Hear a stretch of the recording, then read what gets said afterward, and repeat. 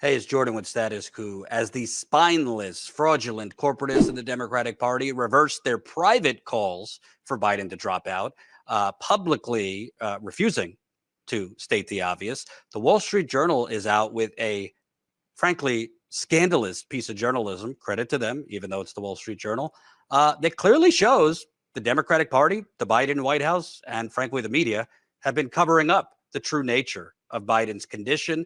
Headline for the Wall Street Journal: How Biden's inner circle worked to keep signs of aging under wraps. I think that is a generous headline because I don't think this is just an issue of aging.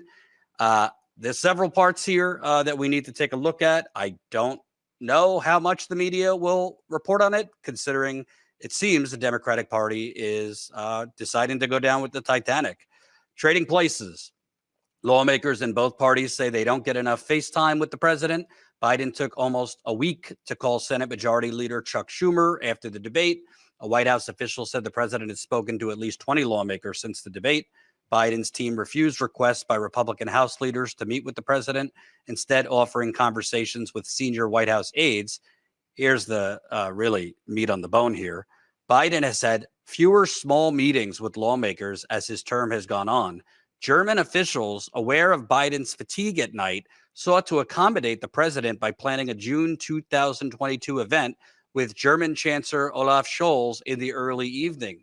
The informal event, a soiree at the Alpine Resort Schloss Elmo during the Group of Seven summit, was arranged as a confidential meeting on Ukraine in a relaxed setting.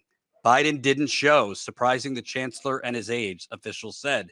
Instead, Secretary of State Antony Blinken arrived and announced that Biden had to go to bed, according to two people who were there. Of course, the Biden White House denies that. Well, Jordan, I mean, he's 81 years old. So what if he has to go to bed early? George W. Bush went to bed at 9 o'clock. Obama went to bed early. I don't think they went to bed early on foreign trips with chancellors and prime ministers of other countries. How does that make America look? What about our standing in the world, as all the think tank and foreign scum diplomats that paper our cable news like to say? Antony Blinken, the Secretary of State, has to step in because it's Joe's bedtime. That should be concerning, particularly since, I don't know, shit happens at 3 a.m. We got hot wars going on, Ukraine, Russia, that we have pushed to persist, even though it could have been resolved 2 years ago. We have the genocide that we are funding in Gaza, not to mention nearly 1,000 military bases around the world. And frankly, we're going to have more threats against the United States for what we have been doing. We're aiding the Israelis doing in Gaza. And he basically, leaves the German Chancellor at the altar to go to bed. That is concerning. I don't care if you're a Biden stan or a conservative, that should concern you.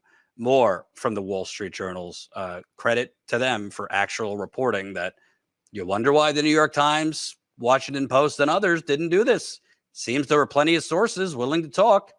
At some fundraising events, the campaign allows few impromptu moments with the president, even with top donors. The campaign has long directed donors to submit their questions for the president in advance, including at an event this year in South Florida with only 8 people attending, according to a donor. Biden spoke slowly and stumbled over some of his words, but he ultimately gave detailed responses, the donor said. The president seemed to have lost a step, the donor said, but he didn't seem impaired. Well, it was in front of 8 people, and it seems that they well scripted him so that he looked prepared. More. This part you just gotta love. Some donors said they kept their concerns quiet because they didn't want to risk their access or influence. How's that for saving democracy? No one wanted to jeopardize a chance to become an ambassador or host a fundraiser, said a Los Angeles-based longtime Democratic donor. So let me get this straight. Donors, a lot of them are old white men too. They didn't want to speak up about their concerns that the president needed teleprompters in front of a group of 10 to 15 donors, that the president needed to have lavish scripts and was kept apart and donors were kept at a distance from him.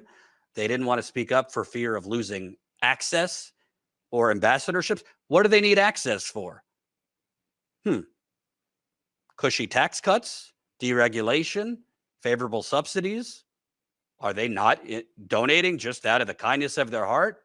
And we want to speak of democracy. That's not democracy. That's oligarchy. But the Wall Street Journal and the rest of the media report it as if it's normal. It's not normal. It's corrupt. We don't have a government. We have a multi-trillion-dollar corporate conglomerate masquerading as a government. Gets worse.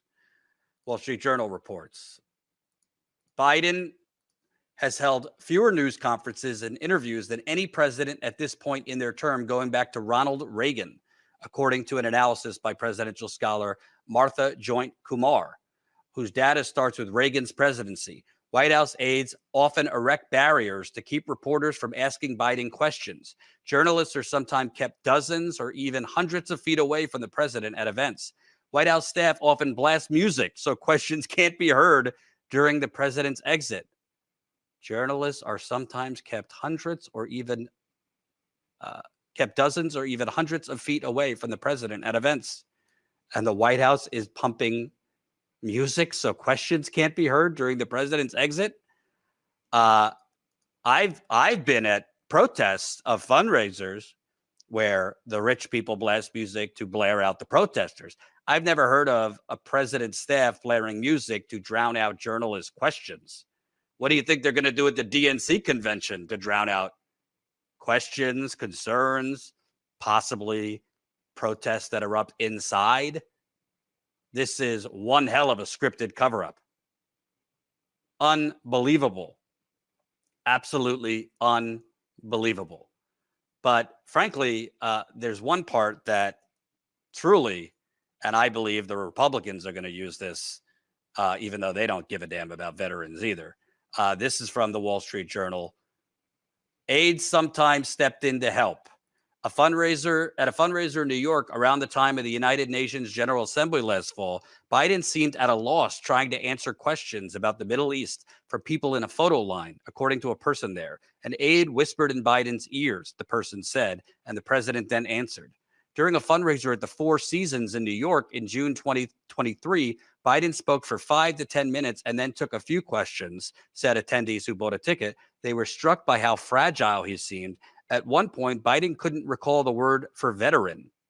The president asked the group to help him find the word, saying he wanted to refer to a person who had served in the Army or Navy. I just want to state, can you comprehend, can you even imagine if during the Democratic primary of 2016, 2020, there was one piece of reporting that Bernie Sanders forgot one word, that Bernie Sanders forgot the word for veteran?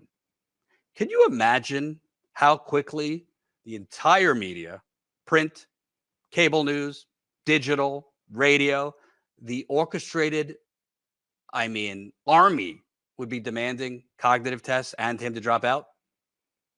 It's reported in the Wall Street Journal, Biden forgot the word for veteran. But as we speak, the spineless Democratic Party, who House members are meeting today and Senate members are meeting today, are rallying around him and seemingly willing to go down with the Titanic. This is from congressional reporter Jake Sherman talking about the House Democratic Caucus meeting that just happened. One House Democrat supportive of Biden told me it, quote, felt like a funeral. There is definitely no consensus on Biden. Lots of talk about how difficult the situation is for Dems.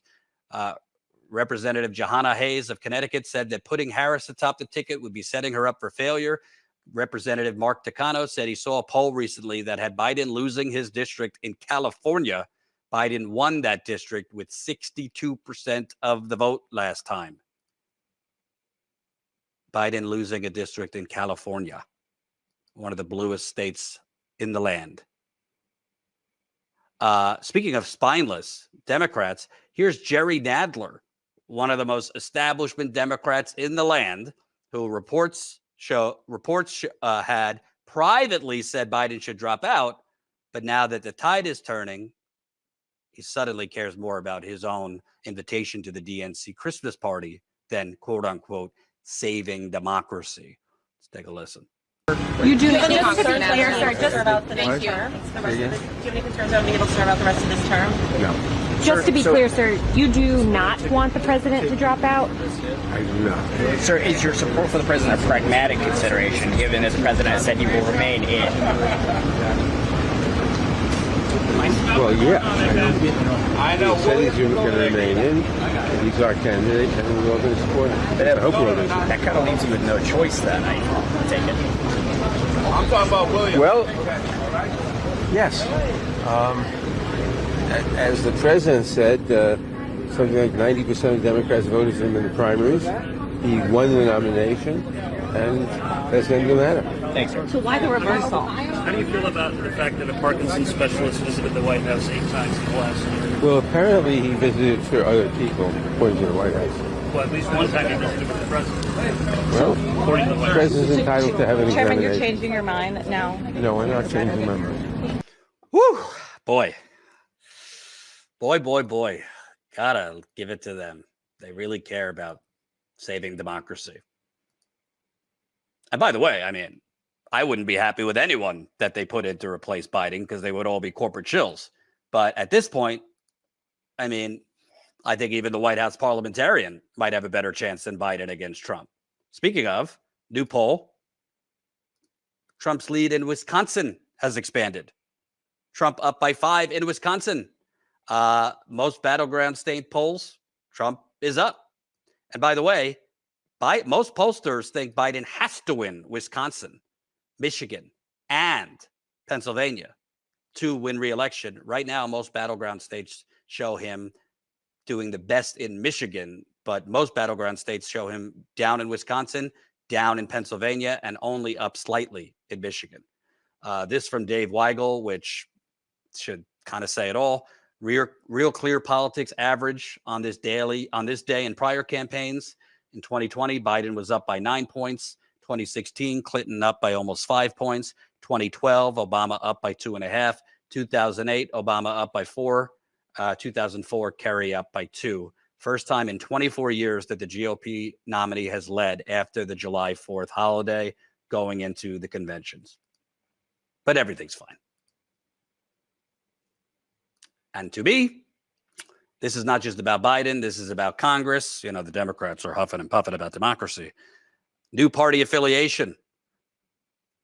Republicans have taken the lead in party affiliation. First time the Republicans have the lead, according to Pew, in a while. But everything's fine. What did Bernie Sanders say?